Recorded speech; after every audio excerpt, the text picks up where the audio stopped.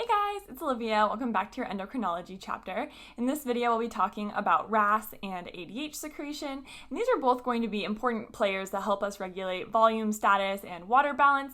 They're also going to be key building blocks for when we talk about more complex topics like differentiating causes of hyponatremia or syndrome of inappropriate ADH secretion later on. So diving right in, let's first talk about the renin-angiotensin-aldosterone system, your RAS system. So the function of the RAS system, why it's important, is that we want to maintain blood pressure through our RAS system. That's the main job of the RAS, is to maintain blood pressure. And we do so by regulating our renal perfusion. If our kidneys are getting enough blood, we can assume that there's enough blood pressure throughout the body. So things that are going to activate the RAS system is when we don't have enough blood pressure. When we don't have enough blood pressure, the kidneys sense this through decreased sodium delivery, primarily to our macula densa cells. Our macula densa cells are part of the juxtaglomerular apparatus, and our macula densa cells are sensing the amount of salt that's being delivered to them, and if it's not enough, that is going to turn on the RAS system. Similarly, some increase in sympathetic tone can also turn on the RAS system, so part of that fight or flight response to maintain blood pressure there. And once our RAS is activated, our juxtaglomerular cells are first going to start by secreting renin. And renin is going to be our first enzyme in the RAS pathway. So renin acts right here, and renin is going to convert angiotensinogen. Angiotensinogen is made by the liver in its inactive form, but renin, when it's released, converts angiotensinogen into angiotensin 1 and moves us through this pathway. So we've converted angiotensinogen to angiotensin 1. Then we have our second enzyme in this pathway, ACE, or angiotensin converting enzyme. ACE is an enzyme that lives in the lungs, so it just kind of hangs out in the lungs, but once it's fed angiotensin 1, it is going to convert angiotensin 1 into angiotensin 2. And then angiotensin 2 is going to be kind of our active component here that goes around to all these different organs and exerts the end organ effects. So some of the end organ effects here are in the vascular smooth muscle. So our vascular smooth muscle is going to vasoconstrict, and vasoconstriction in our vascular smooth muscle is going to be adding more pressure to that circuit and allowing us to maintain our blood pressure, right? Because we've constricted, so we're adding more systemic vascular resistance, which is going to help us increase blood pressure like our RAS system wants to do. Similarly, when we go to the posterior pituitary, angiotensin 2 is going to tell our posterior pituitary to release vasopressin. Vasopressin, like we'll talk about in a little bit, is going to be responsible for pulling more water out of the urine and into the bloodstream. When we pull more water into the bloodstream, we're actually increasing the volume of our blood, and that is going to increase blood pressure as well. Next, angiotensin 2 is going to go to the adrenal cortex and stimulate aldosterone release. In addition to its own effects on the vasculature, aldosterone is also going to act directly on our kidney, and it is what is going to encourage our kidney to increase sodium reabsorption and increase potassium secretion. So when we pull more sodium into our body, there's kind of two functions here. Number one, we have more solute floating in our blood, so our blood is going to be better able to hang on to that water and not have it seep out of our circulation into other tissues. And then additionally, some of that water is also going to be reabsorbed with that sodium, so we are going to be increasing volume and subsequently blood pressure that way as well. And this is going to lead us to one of our key lab findings that can help us distinguish whether the RAS system is on or off, and that's going to be the urine sodium. So like I just told you, one of the functions of angiotensin 2 and aldosterone is to go to the kidney and increase our sodium reabsorption. So what that means, when our RAS system is on, we are going to have increased reabsorption of sodium from the urine back into the bloodstream, so we're pulling sodium out of the urine, and that's the reason that we're going to have decreased urine sodium when our RAS system is on. So this decreased urine sodium, or urine sodium less than 30, is going to be a common lab value that they will kind of use as a proxy to see if you can tell if the RAS system is on or off. So that's what turns our RAS system on. But what turns our RAS system off? Well, we talked about how the job of the RAS system is to maintain your blood pressure. So when we start having too much volume or a high amount of volume, that's going to stimulate the release of ANP and BNP, atrial natriuretic peptide and brain natriuretic peptide from the atria and ventricles, and these are going to shut RAS off. That makes sense, right? If we have increased volume, we no longer need to worry about our blood pressure, so we can turn our RAS off. The exact mechanism by which ANP and BNP shut off our RAS system is probably too in-depth for them to ask you about on step 1, But the general mechanism is that it'll cause an increase in the release of cyclic GMP, which is going to relax our vascular smooth muscle, increase the GFR, and then decrease renin release. So that's the RAS system. But now let's talk about another system that's going to be important for volume control, and that is vasopressin or antidiuretic hormone.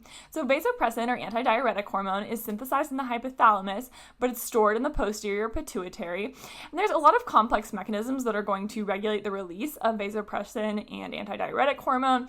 A lot of complex feedback goes into the hypothalamus about regulating thirst, regulating water balance, but one of the factors that influences the release of vasopressin is actually the RAS system itself. So as we talked about earlier, this angiotensin 2 can go to our posterior pituitary and increase antidiuretic hormone release.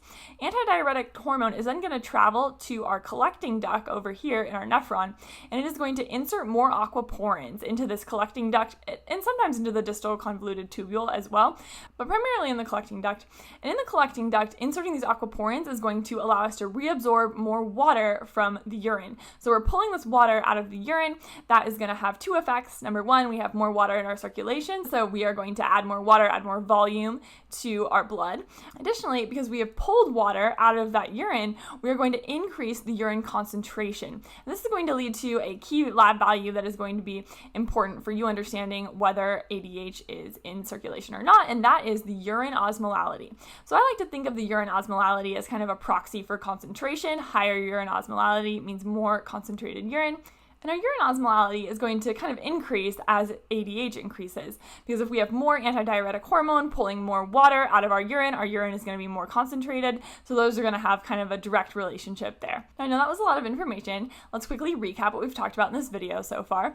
So first, we talked about our RAS system. Our RAS system is trying to maintain blood pressure. It's going to get turned on. We have anything that is lowering our blood pressure and not giving us enough sodium delivery to those macula densa cells.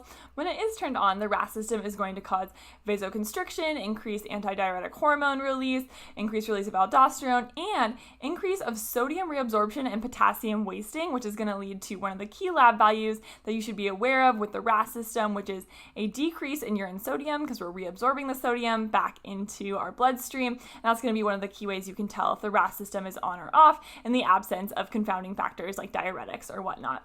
The second system we talked about was vasopressin or antidiuretic hormone.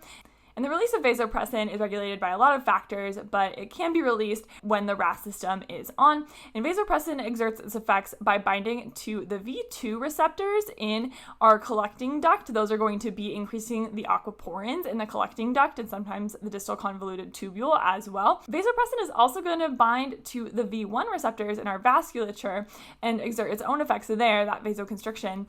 So those are kind of the two mechanisms of vasopressin.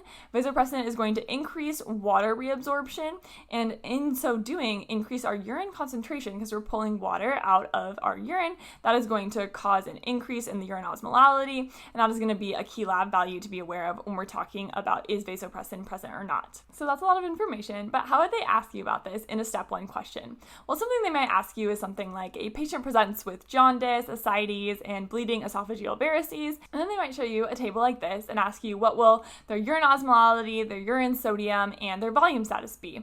Well, I told you that we have a patient with jaundice, ascites, and bleeding esophageal varices. That sounds like a patient in liver failure.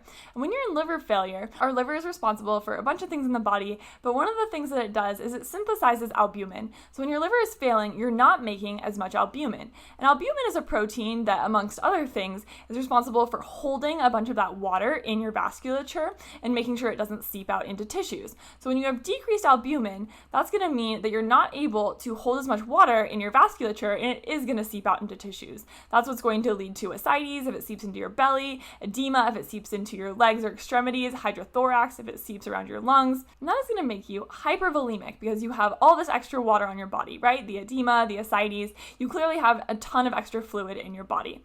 But because you don't have a lot of albumin, that fluid is not actually in your vasculature. It's just kind of hanging out in other parts of your body. And that is why, from an intravascular standpoint, you are actually hypovolemic. And that is why, even though you have this extra volume burden on the rest of your body, your RAS system is actually going to be on when you have liver failure and cirrhosis. So your RAS system is on, and if I tell you that your RAS system is on, what is going on with the urine sodium? Well, like we talked about earlier, whenever our RAS system is going to be on, we're going to have decreased urine sodium, so a urine sodium that would be less than 30. And then similarly, because you don't have enough volume, you don't have enough fluid being held inside your vasculature, your ADH system is also going to be on. So your ADH system is on, which means that your urine osmolality is going to be high. And your urine osmolality is high because you're pulling all of that water out of your urine, pulling it back into the vasculature, and in so doing, you are making more concentrated urine. More concentrated urine means higher urine osmolality. Now, one quick note, I do want to emphasize that in this scenario, the ADH is paralleling what our RAS system is doing. RAS is activated and ADH is also on. It's not always the same though. Remember, I talked about that complex mechanism of regulation of thirst and water balance. There's more than just the RAS that's feeding into the hypothalamus to determine if ADH actually gets released or not. So just a good thing to keep in mind that they're paralleling each other in this example, but that's not always the case. So a good thing to look out for and be aware of. Now, that's all I have for you on RAS and ADH. I hope this video was helpful, and I'll see you next time.